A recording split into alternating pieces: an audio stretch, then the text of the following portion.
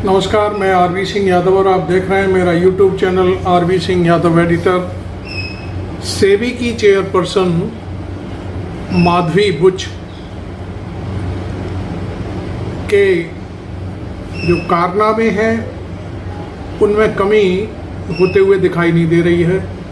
लगातार उन पर तमाम आरोप निकलकर सामने आ रहे हैं और अब तक माधवी बुच का पहला जो खुलासा था वो अमेरिका की कंपनी ने पहली बार किया था कि किस तरह से उन्होंने अडानी को बचाने के लिए और अडानी के साथ उनके बिजनेस पार्टनर और इस तरह की चीज़ें हुई थी, वो आपको हमने पिछले वीडियो में दिखाया था। लेकिन अब हम आपको एक ऐसी कहानी सुनाने जा रहे हैं कि जिसे कांग्रेस पार्टी बार बार उठा रही है, बार बार चीज़ों को सामने ला रही है। आज फिर पवन खेड़ा जो कांग्रेस के सीनियर प्रवक्ता हैं, पार्टी के अधिकृत प्रवक्ता हैं, उन्होंने एक फिर खुलासा किया है और एक लंबी प्रेस कॉन्फ्रेंस के जरिए माधवी बुच के कारनामों की लिस्ट उजागर की है। तो पहले हम पवन खेड़ा को सुन लेते हैं और उसके बाद फिर हम आपको और आगे बातें समझाएंगे।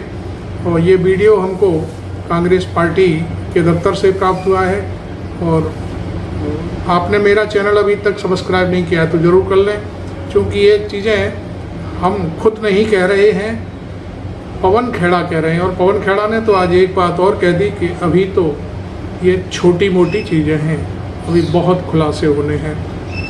तो मैं आपको पवन खेड़ा के पास ले चलता हूं, तो आप पहले पवन खेड़ा की प्रेस कॉन्फ्रेंस को देख लीजिए, उसके बाद फिर हम बात करेंगे।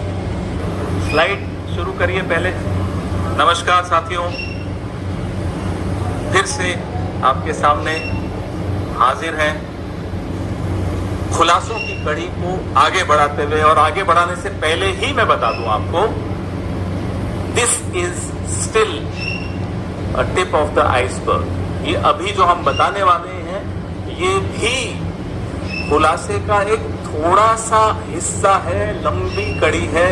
लगातार आपके सामने ऐसे धमाकेदार खुलासे इस संस्था के बारे में, इस संस्था को कैसे खत्म किया जा रहा है उसके बारे में हम बताते रहेंगे।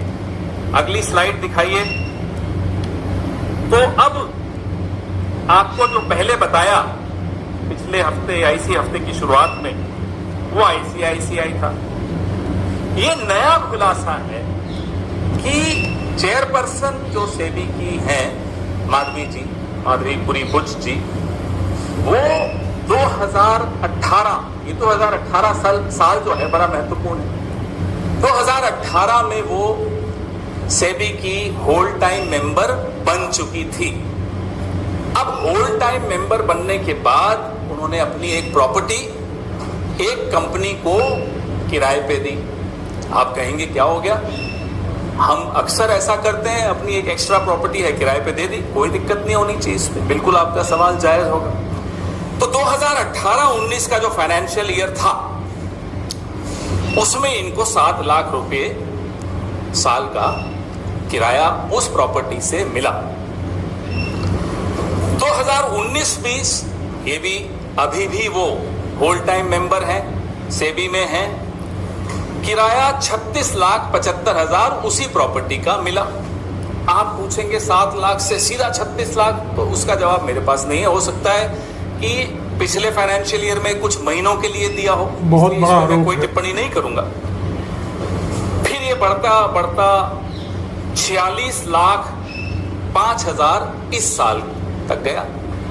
आपको लगेगा कि ये पवन खेड़ा क्यों बोल रहा है, किराए पे दिया तो किराया मिलेगा, किस कंपनी को दिया? अब सवाल ये है कि किस कंपनी को माधवी बुच जी और उनके पति के नाम की एक प्रॉपर्टी है, बंबई की ये प्रॉपर्टी है।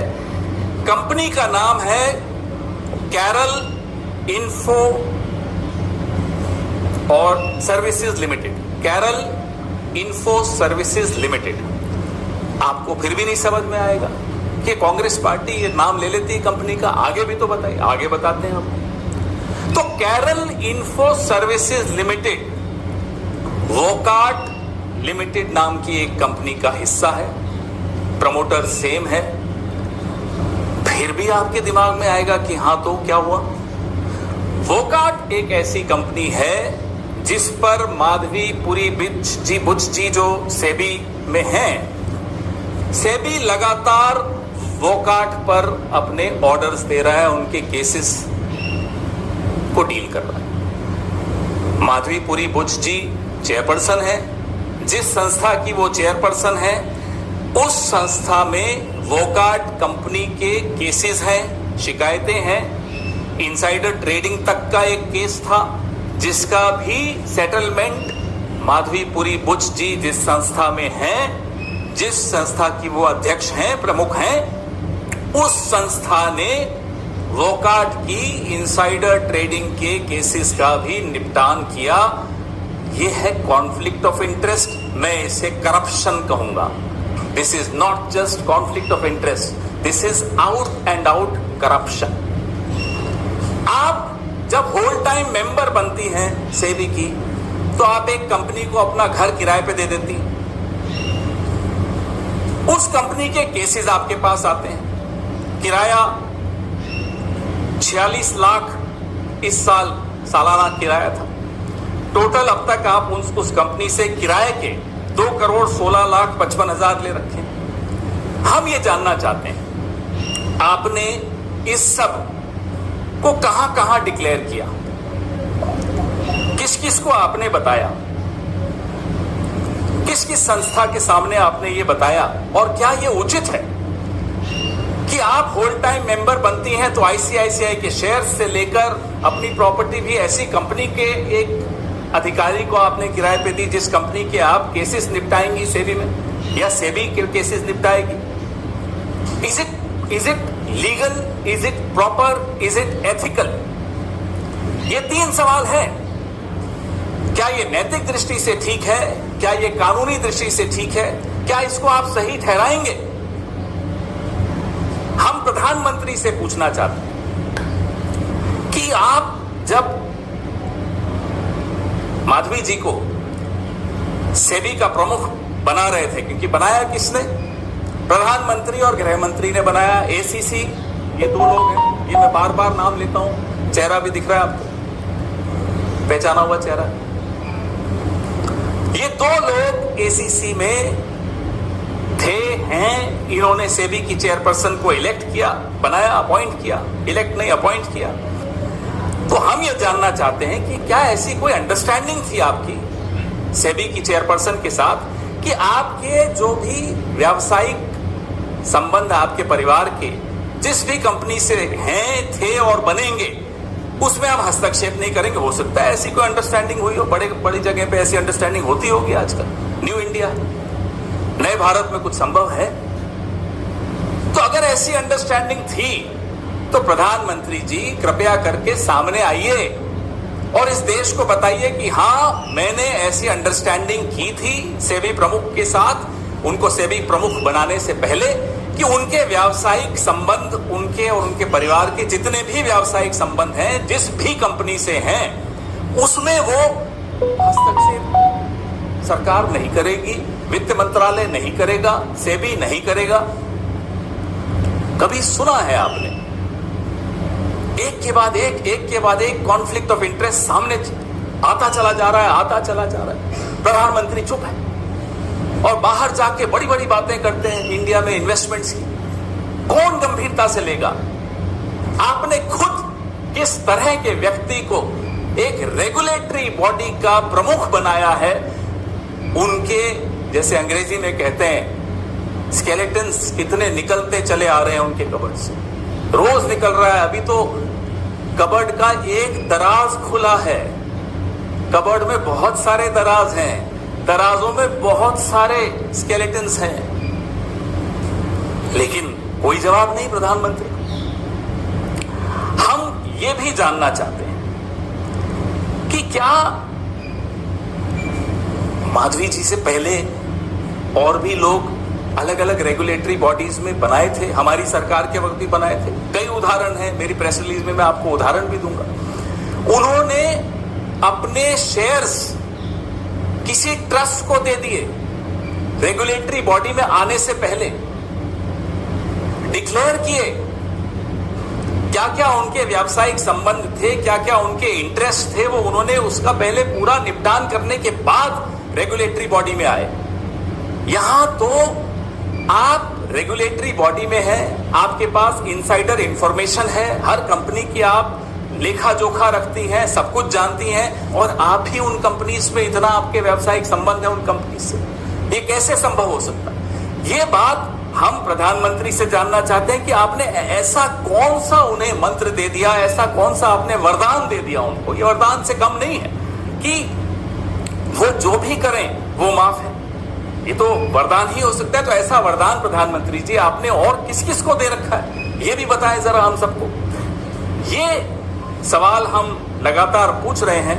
माफ कीजिएगा, इसी प्रेस वार्ता से संबंधित ये फोन है तो मैं उठाऊंगा, और ये जानकारियां जो लगातार आ रही हैं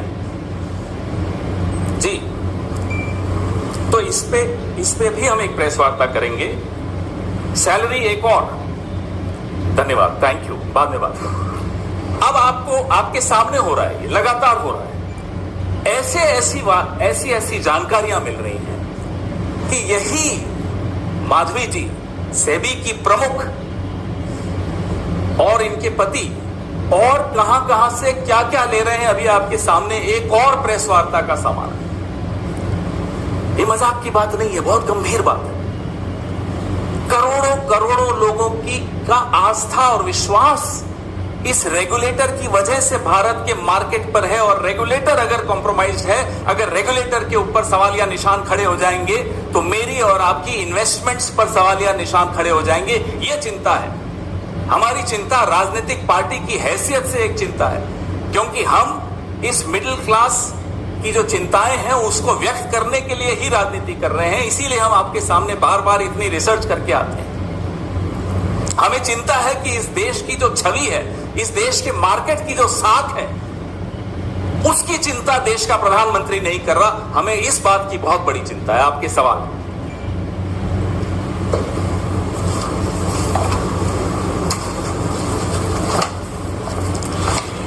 क्लियर था, समझ में सबको आया होगा।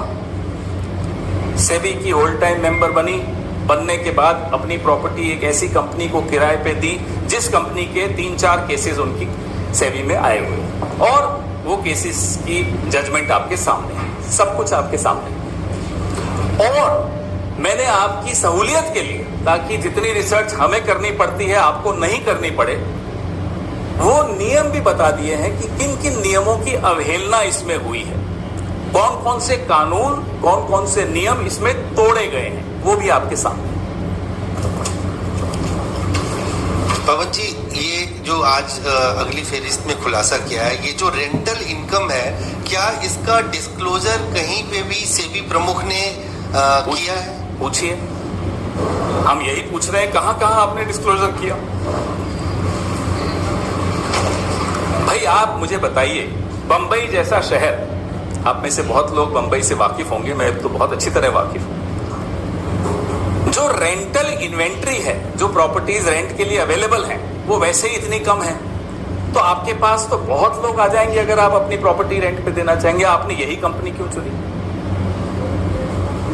कई सवाल हैं, अभी तो आपने शुरुआत की है, इसमें से और कई सवाल निकलेंगे।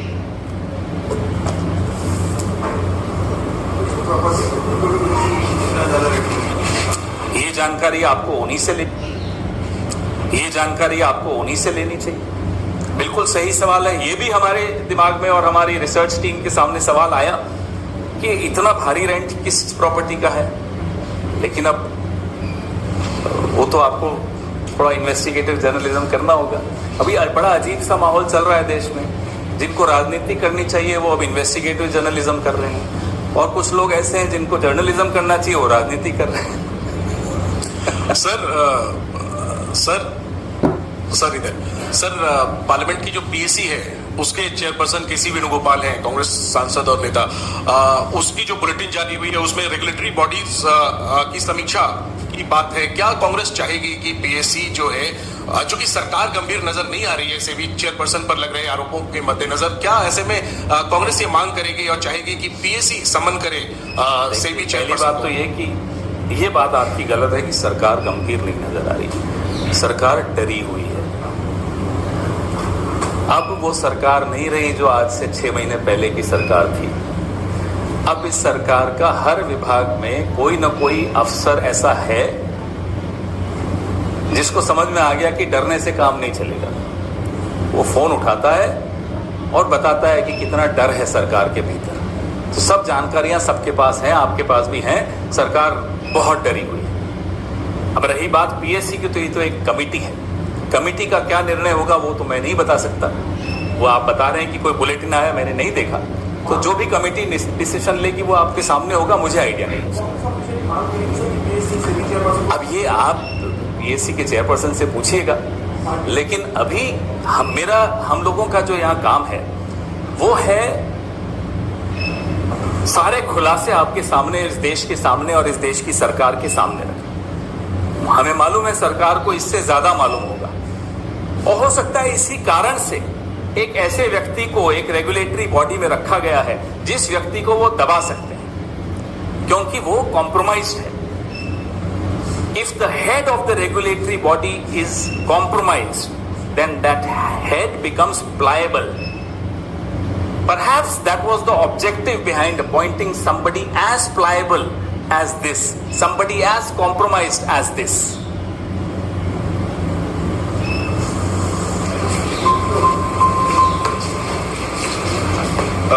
Sir, last time also when we were here and you held a press conference on this, you had raised some very serious allegations about ICICI and ICICI Prudential.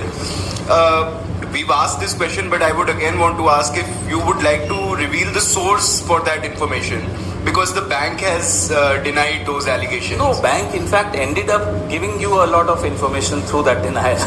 And based on that information, based on that so-called denial, we held another press conference and exposed them. So please wait for the entire series too. But the source of the information... You will get everything. I have, at the end of every press conference, I am challenging the SEBI chief. Please come out and deny. पवन जी, जिस तरह से आपने तमाम आरोप माधुरीपुरी पर लगाए, इसके अलावा माधुरीपुरी जी पे नहीं लगाए, सेबी के चेयरपर्सन पे। सेबी चेयरपर्सन पर लगभग 500 कर्मचारी सेबी के हैं जिन्होंने वित्त मंत्रालय को पत्र लिखा है। कहाँ पे उन्होंने कहा कि हमारा यहाँ पे वर्क कल्चर खराब हो रहा है, यहाँ का माहौल टॉक्सिक है। माधुरीपुरी कर्मचारियों पर सरेआम चिल्लाती हैं, चीखती हैं और अनाप शनाप तक बकती हैं। वो मैंने पढ़ा है, वो एक अलग मुद्दा है। लेकिन जो अनियमितताएं हैं, सेबी प्रमुख के पद पर जो बैठा होता है या बैठी होती हैं, उनका